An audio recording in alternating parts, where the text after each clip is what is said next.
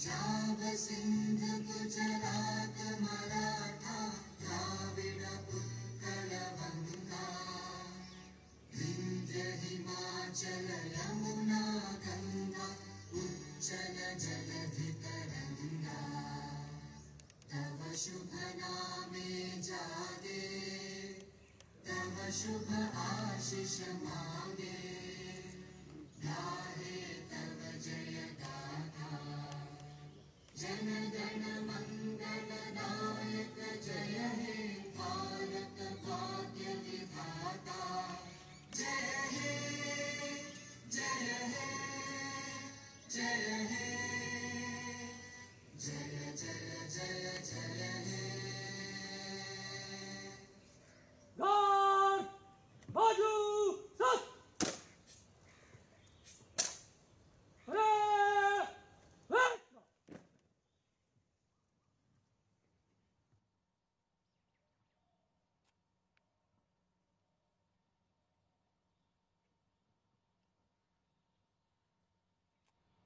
देश की आजादी के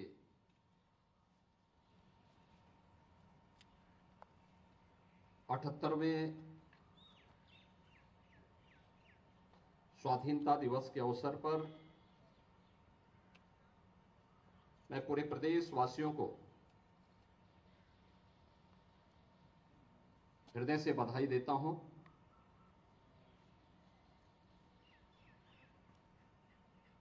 इस अवसर पर सत्य और अहिंसा के साधक राष्ट्रपिता महात्मा गांधी को नमन करते हुए भारत माता के उन महान सपूतों जिन्होंने स्वाधीनता आंदोलन में अलग अलग क्षेत्रों में नेतृत्व देकर के इस लड़ाई को एक नई ऊंचाई तक पहुंचाने का कार्य किया था। नेताजी सुभाष चंद्र बोस, सरदार वल्लभ भाई पटेल, बाबा साहब डॉक्टर भीमराव अंबेडकर, डॉक्टर श्यामा प्रसाद मुखर्जी जैसे देश के उन सभी ज्ञात अज्ञात स्वतंत्रता संग्राम सेनानियों, क्रांतिकारियों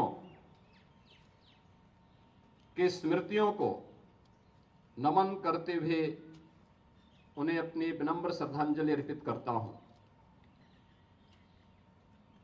मैं इस अवसर पर देश की स्वाधीनता के दौरान देश के अंदर प्रथम स्वातंत्र समर से लेकर के उसके उपरांत भी भारत माता के लिए और उसकी स्वाधीनता के लिए अपना बलिदान देने वाले क्रांतिकारियों को, आजादी के बाद देश की इस आजादी को बरकरार रखने और देश की सुरक्षा के लिए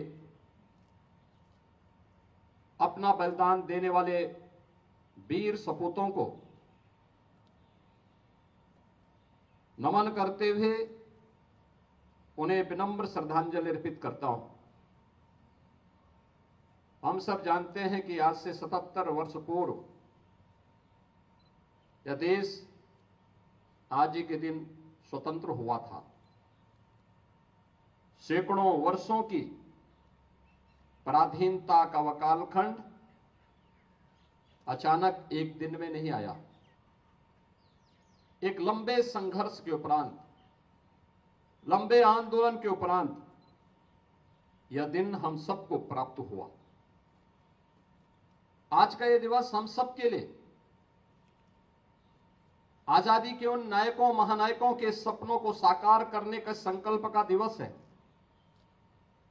आज का यह अवसर भारत माता के उन महान सपूतों को स्मरण करने के साथ ही हम सबको उन संकल्पों के साथ जुड़ने का एक अवसर प्रदान कर रहा है। यह हमारा सौभाग्य है। आजादी के अमृतकाल के तृतीय चरण में हम लोग प्रवेश कर चुके हैं। इस देश का यशस्वी नेतृत्व आजादी के अमृतकाल के इस प्रथम दशक में दुनिया के सबसे लोकप्रिय राजनेता, भारत के यशस्वी प्रधानमंत्री श्री नरेंद्र मोदी जी के सुरक्षित हाथों में आज हम सब एक नए भारत का दर्शन कर रहे हैं। हमने पिछले 10 वर्ष के दौरान एक नए भारत का दर्शन किया है। यह नया भारत एक भारत भी है तो श्रेष्ठ भारत भी है। 10 वर्ष में भारत ने अभूतपूर्व प्रगति प्रत्येक क्षेत्र में की है। देश की प्रगति के साथ हम भी सहभागी बन सकें। आजादी के अमृत महोत्सव वर्ष में प्रधानमंत्री मोदी जी ने हर भारतवासी को पंच प्रण का स्मरण कराया था। यह पंच प्रण आजादी के उन्हीं संकल्पों को पूरा करने के प्रत्येक नागरिक के अपने दायित्व को जोड़ने का एक प्रण है, एक अभियान है, और उस अभियान का हिस्सा हम सब बन सके। इसके लिए उन्होंने जो आह्वान देशवासियों का किया, उस आह्वान के साथ जुड़ते हुए राज्य सरकार ने भी लगातार प्रयास किए। ये 25 करोड़ की आबादी का राज्य पिछले 7-7.5 वर्ष के दौरान एक नई यात्रा प्रारंभ किया है। ये यात्रा समृद्धि की यात्रा है। ये यात्रा सुरक्षा की यात्रा है। ये यात्रा प्रत्येक नागरिक के चेहरे पर खुशहाली लाने की यात्रा है, और इस यात्रा के सुखद परिणाम भी अब आते हुए दिखाई दे रहे हैं। हम सब ने इस बात को देखा है कि उत्तर प्रदेश, अगर भारत ने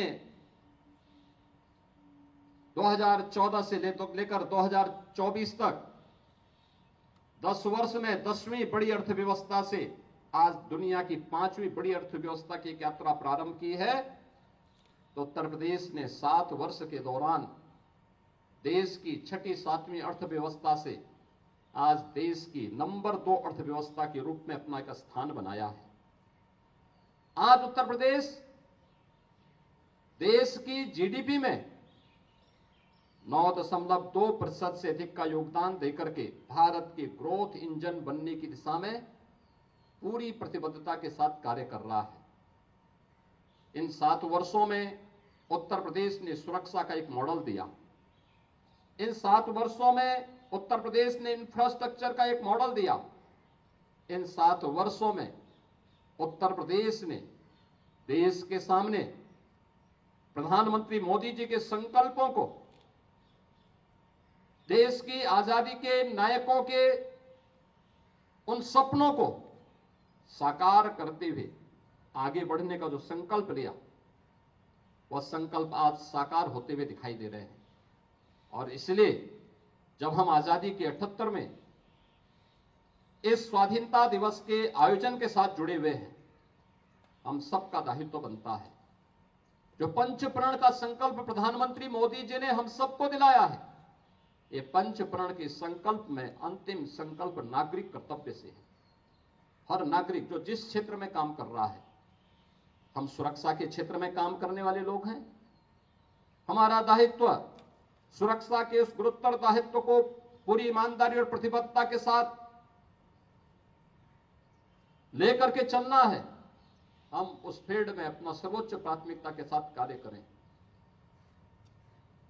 जो सेवा के क्षेत्र में है, वे सेवा के क्षेत्र में अपने उस नागरिक कर्तव्य का दायित्व प्राथमिकता के आधार पर करें। जो व्यक्ति जिस भी क्षेत्र में है, अपने अपने दायित्वों का निर्वहन अगर ईमानदारी पूर्वक कर रहा है और करता है, तो कोई कारण नहीं कि जो हमारी भारत को दुनिया की 2047 तक जब ये देश अपनी आजादी का शताब्दी महोत्सव मना रहा होगा, देश की आजादी के 100 वर्ष पूरे हो रहे होंगे, उस समय हम एक ऐसा भारत देंगे जो विकसित भारत होगा। लेकिन विकसित भारत के लिए नागरिक कर्तव्य और राष्ट्र प्रथम भाव के साथ हम सबको जुड़ना होगा। राष्ट्र प्रथम का यह भाव भारत को दुनिया की सबसे बड़ी ताकत के रूप में स्थापित करेगा।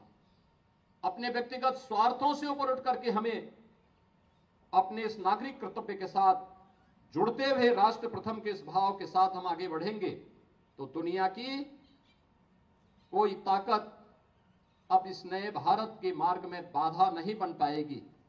आज का इस संकल्प राष्ट्र प्रथम के इस भाव के साथ हम अपने जीवन के मंत्र का हिस्सा बनाएंगे। इस विश्वास के साथ मैं एक बार फिर से भारत माता के महान सपूतों को स्मरण करते हुए उन्हें कोटि कोटि नमन करते हुए विनम्र श्रद्धांजलि अर्पित करता हूं और पूरे प्रदेशवासियों को देश की आजादी के 78वें दिवस के अवसर पर अपनी हृदय से बधाई और शुभकामना देता हूं।